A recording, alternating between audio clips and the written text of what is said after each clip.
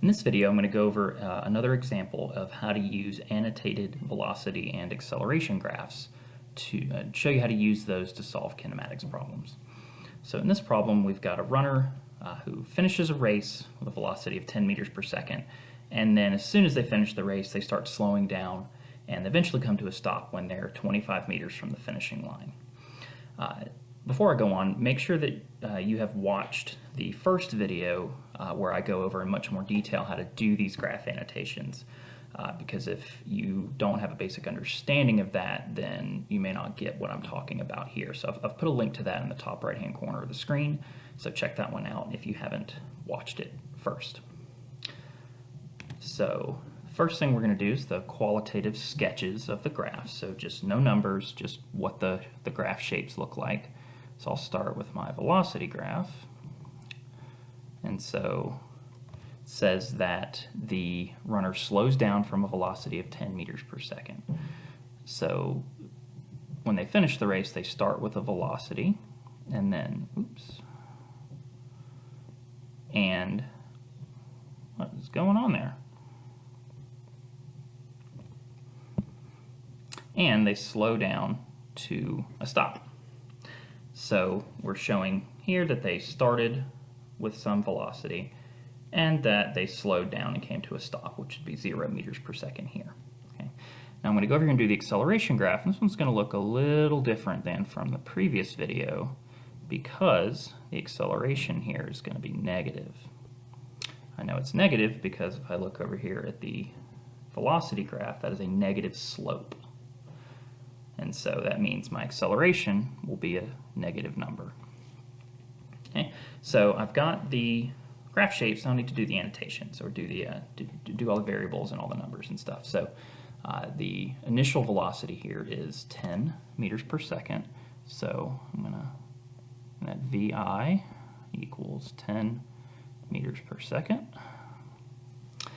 And then here, since it comes to a stop, we know that's going to be a velocity of 0. So final velocity equals 0 meters per second. Okay. Now, I don't know what the time is.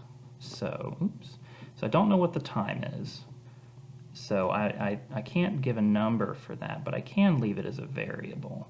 So I'm just going to put, I'm going to put t right there, okay, to show that it's there. It's got a variable name. I just don't know what it is yet. Okay. Now the last thing I need to fill in over here is this 25 meters. And for velocity graphs, the area of a velocity graph tells you how far the object has traveled. So I'm going to go ahead and write that in here. Delta x, meaning our distance traveled, equals 25 meters. And then just to help with the visual, I'm going to shade in here to show that the area here is what the 25 meters, is how the 25 meters is represented. Okay, so done with the velocity graph, and now I'm going to jump to the acceleration graph. So it says over here, well, it doesn't give me the acceleration, so I don't know what it is. I just know that it's some negative number, so I'm just going to call that A. And then it's still the same value of t. Let me get that t moved over a little bit. So I'm going to put my dashed line here to show that that's where t is, and it's the same t's from the velocity graph, but I don't know what it is. So, so I just leave it as a variable. Now there's one more part of the acceleration graph, and that's the area, and the area represents the change in velocity of my object. So if I look over here, my object starts at 10 meters per second. It goes down to 0, so that's a change of negative 10. So delta V, remember the delta means change, it's the Greek letter. Delta means change, so change in velocity equals negative 10 meters per second. And like with my velocity graph, I'm going to shade it in here to show that the area of this rectangle is the negative 10. And it may sound weird to think about area in terms of negative, how can you have less than 0 space? But this is one of those instances in physics where we have to think of negative as a little different. And so in this case, we would say that the velocity changes by -10 because it's going from 10 to 0, which is different than going from 0 to 10, which would be +10, change of +10. So we are done with the graph annotations. And if we go back here, the first question here is calculate the time it takes for the runner to stop. Okay, so we've got two options here. We can look at the velocity graph or look at the acceleration graph. Okay, and I'm going to look over here at the velocity graph.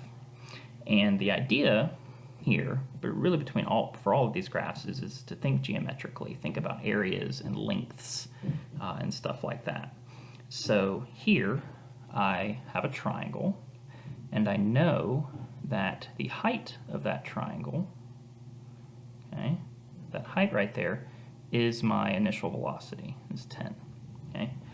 I also know that the area, which I've already shaded in here, I know the area is 25. And what I don't know, however, is the base of that triangle. Okay, that's my time, so that's what I'm solving for. So if I think of it like a geometry problem, I've got the area of my shape, but I don't know, I've got my area of my shape, I've got the height, but I don't know the base. So to see how I'm going to figure out how to do that, I'm going to change over here. So I know that the area of this triangle, that is my delta x. Okay, and so it's a triangle, so I'm going to use the equation for a triangle. Okay, so it's 1/2 base times height. Okay, and so I already said that my base was the time and that my height was the final velocity. So let's scroll a little here. So now, and I also already know the area, which is my green here. Okay, so now I'm going to substitute in my numbers and then do some algebra. So I have 25 meters is equal to 1/2. I'm going to write t, because that's the variable that I don't know, times my 10 meters per second. Okay? The rest is just algebra. And so the goal here is to get t by itself. So let me scroll up here. So I'm going to multiply both sides by 2 to get rid of that 1/2. Okay, so that goes away. I get 50 meters equals t times 10 meters per second. And to get rid of the 10, I divide both sides by 10 meters per second.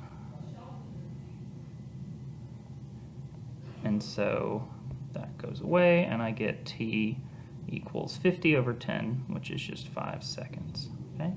And that there is the base of my triangle.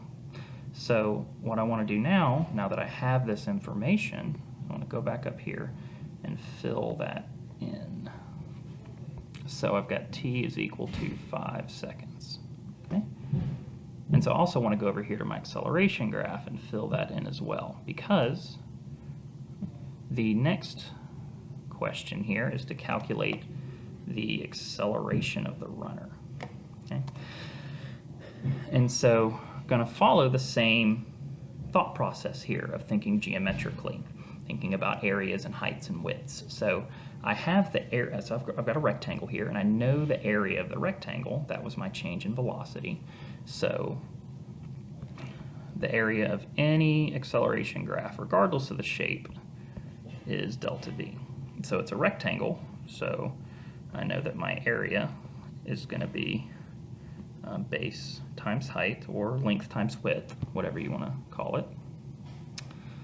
And so I can see here that the time, the time here, that's my width, or I'm sorry, my base, and then the area, that's my delta v, okay? Now what I want is the acceleration, which is the height of this rectangle. So that's the thing I'm looking for. So now, just like last time, I'm going to plug in my numbers and do some algebra. So we've got delta V is -10. I know my base, that's 5 seconds. I don't know the height, which is the acceleration, so I'm going to leave it as a variable. And yet again, we're just back to a simple algebra problem. Okay? If I want to get rid of the 5 here, divide by 5 seconds. Those go away, and then I get A is equal to -10/5, which is just -2 meters per second per second.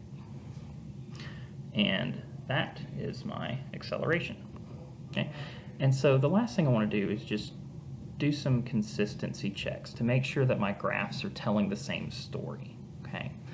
They communicate different information, or they communicate the information differently, kind of like speaking two different languages, but again, I want to make sure that they're all telling the same story. So if I look over here at my acceleration, this means that the velocity changes by -2 every second. So to check for consistency, I'm going to go over here and look at my velocity. So the velocity here is 10, and so if I apply that acceleration, I go from 10 meters per second down to 8, down to 6, down to 4, 2, and 0. Okay? So, and that takes 1 second, 2 seconds, 3 seconds, 4 seconds. It takes 5 seconds, which is what I have over here. So that's good. I'm set. And so it probably means that what I've done is correct. The next video I'm going to go over a example that's a little more complicated, but it's still based on the same basic principle of using areas and heights and widths of different shapes to these graphs to calculate, to solve kinematics problems.